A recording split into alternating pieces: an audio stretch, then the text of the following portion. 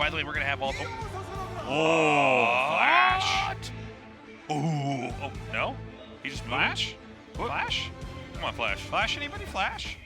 FlaSh. You know, he's our only T.E.N player here tonight. Well, it's enough T.E.N for everybody. All right. All right, bring them out, Best. Big cheers here in the audience. These two play so much currently. And they make great games, by the way. They really do. They really do. Obviously, FlaSh is scary to play, but Best is one of the guys that can give him some seriously good games. Yeah.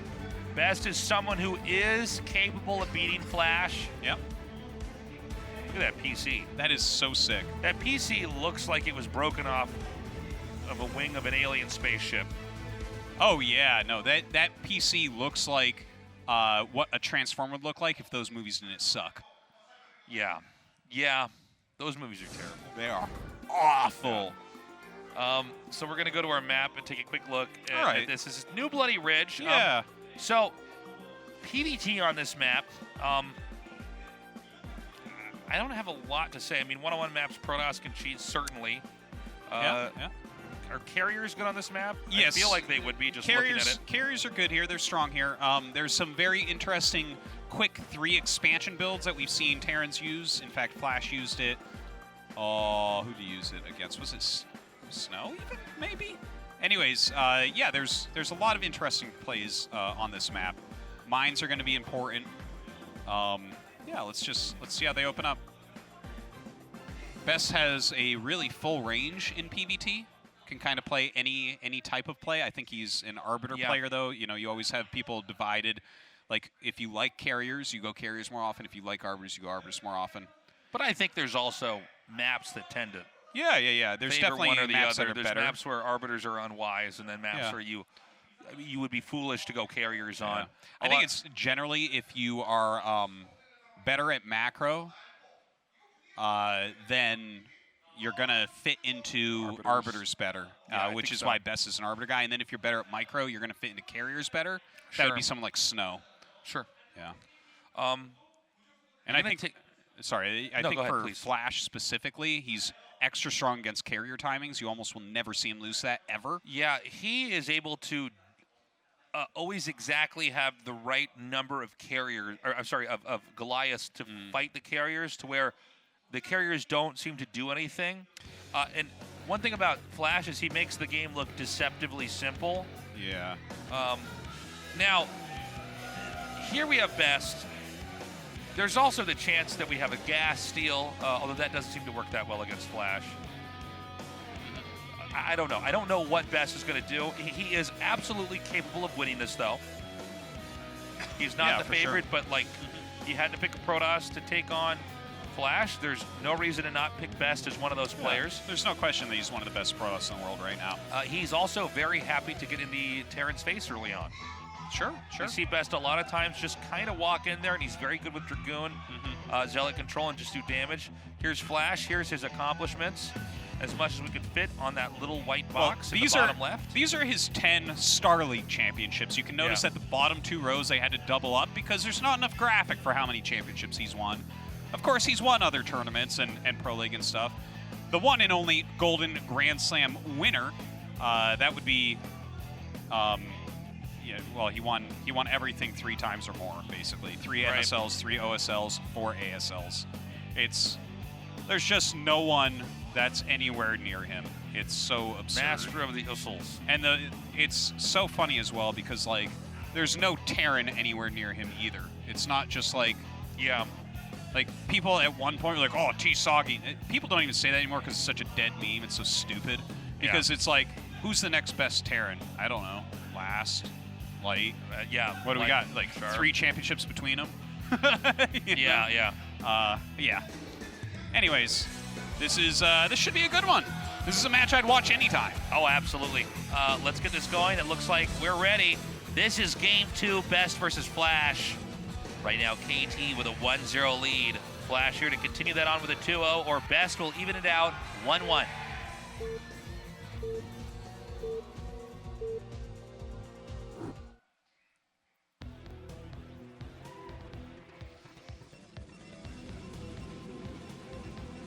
So we have Best in the upper right, FlaSh in the bottom left. I don't know if it's going to happen, but there's a chance Best comes out here, does a gas steal, does a proxy gate. One-on-one maps, it's always a possibility. Yeah, and, you know, one thing about this matchup in general is that T.E.N are very brittle early on. Their Marines are obviously incredibly weaker than Dragoons or Zealots. And so the way this matchup operates, the T.E.N has to skip into the second-tier tech immediately, whereas the Protoss, Dragoons and Zealots are fine throughout the entire game. They're actually like the core units you're making, and everything else is sort of an addition, is a flavoring around those units. So historically, there's been more tricks than we can count of ways that Protoss can punish the T.E.N early on, as the T.E.N is scrambling to tech into tanks with siege mode and vultures with mines and so on and so forth to get an expand to macro up. But FlaSh, among all T.E.N players, basically of all time, seems to be invulnerable in the early game, which is really saying something, because I would say that the early game for T.E.N in TVP is one of the hardest early games that there is. Not just because of the strength of the Protoss units, but because of the options that Protoss have. You don't know what type of attack you might be having, if they even do that, by the way. Protoss is more than able to then just go into a macro game themselves. So with all these different possibilities coming at the T.E.N, you got to be very ready, and FlaSh is a player who is better at that than anybody we've ever seen.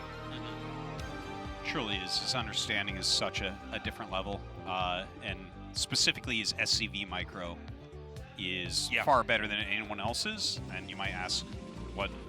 That sounds crazy, but he can block anything you do with his SCVs. They move so smoothly, and they're such a hard unit to control. But here we see it is going to be a gasless expansion here from FlaSh. He's one of the players that really can make this work. You can't even really proxy robo him, which Snow kind of figured out as a counter against this, because he will find your proxy robo and he'll actually kill it with Marines, which is hilarious. But anyways, he scouts, he sees the Zealot coming, still builds the command center on location. Probably get a bunker started ASAP here. And so we're just waiting for that bunker to throw down here. Now this is one of many different builds that T.E.N can do early on. They always end up in the same spot. You're always going to be going into mech from there, unless we see something crazy, which we would start to unpack if it happened. But you know, over 90% of the time, you're just going to see mech from here. Now this SCV up here is to hit the Zealot to block, to make sure. Now watch his SCVs. You block as much as he possibly can here. He's getting a lot of extra hits with those SCVs. The second Marine comes out. Beautiful micro so far from FlaSh. Really beautiful. Has not been touched. The Zealot is far enough in. He has to decide if he's really going to commit here. He's not.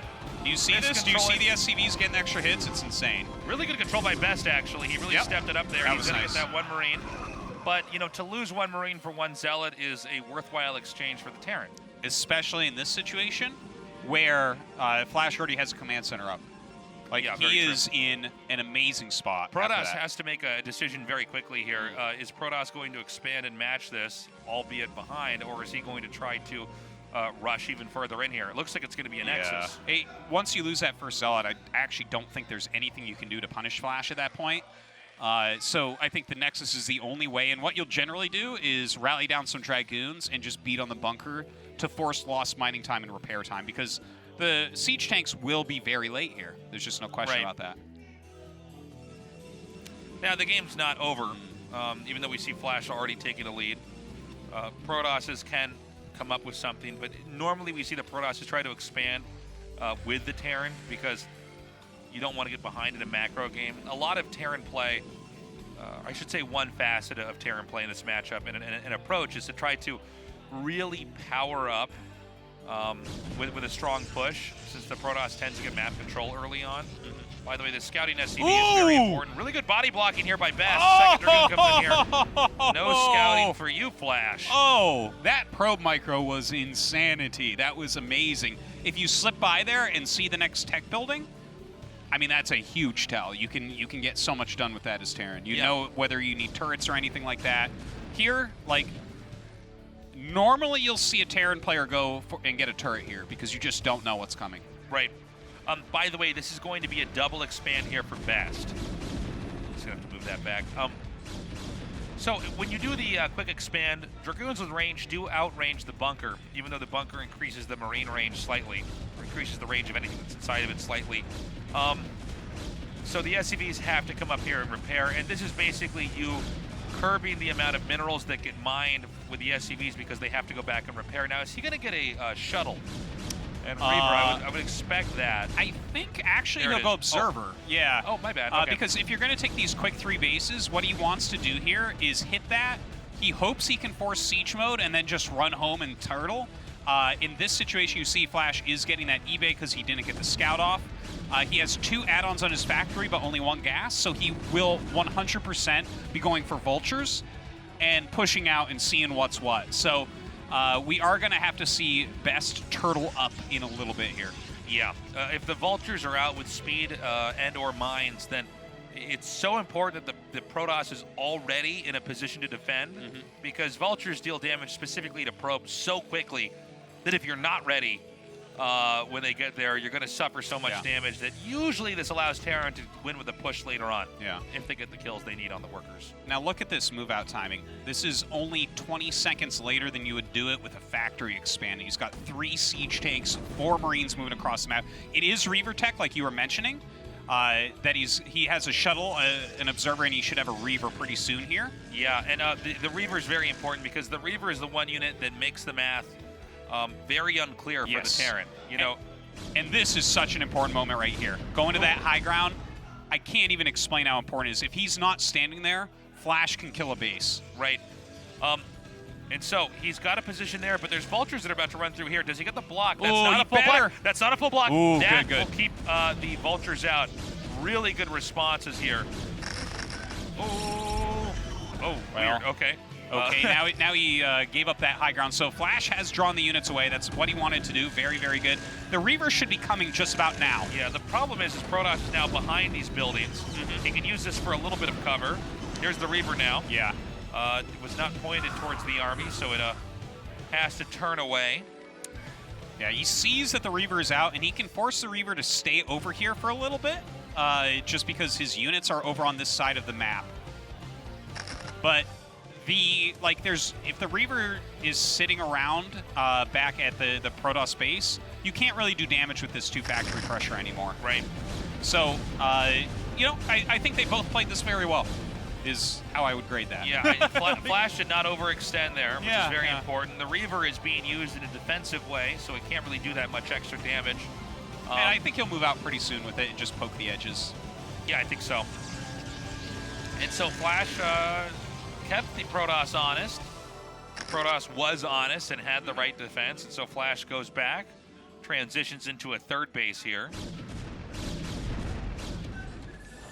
Yeah, now having to throw up a few turrets just to make sure he does not take a bunch of damage from the incoming Reaver.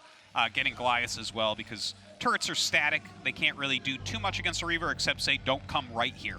Right. So he's got a very good spread. Everything looks very solid.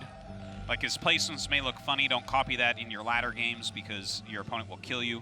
It's specifically against what he's playing against, where it's only Dragoon Reaver for this moment. Right. We have the Stargate coming down, along with the Templar Archives, which I believe means this is going to be Arbiters. That was a Templar Archives, right? Yes. Yeah. He's definitely going into Arbiters. You're quite right about that.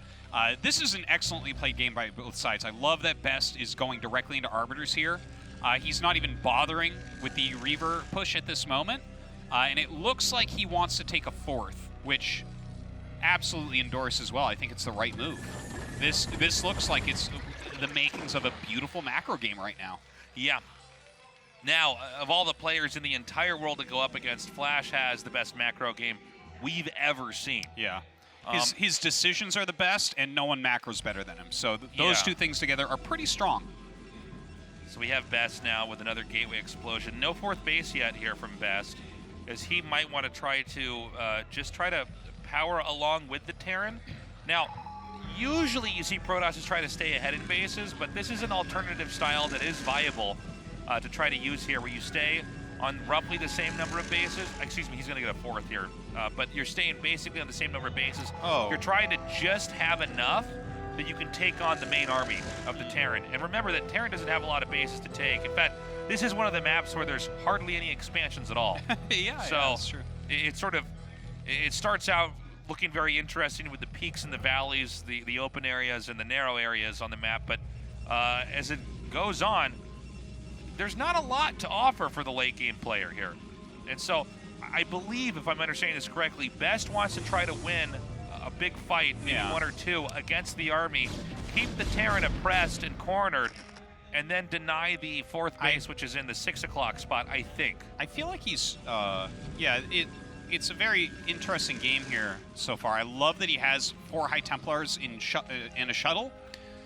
Between the switches from low ground to high ground, and the fact that he's going for both Arbiter and High Templar, I think that this is an optimal situation for Best, because when FlaSh actually tries to push, when you have both Storm and Stasis, that's when it becomes very tough for T.E.N to get any pushing done, because you can kill their army in many different ways. Yeah.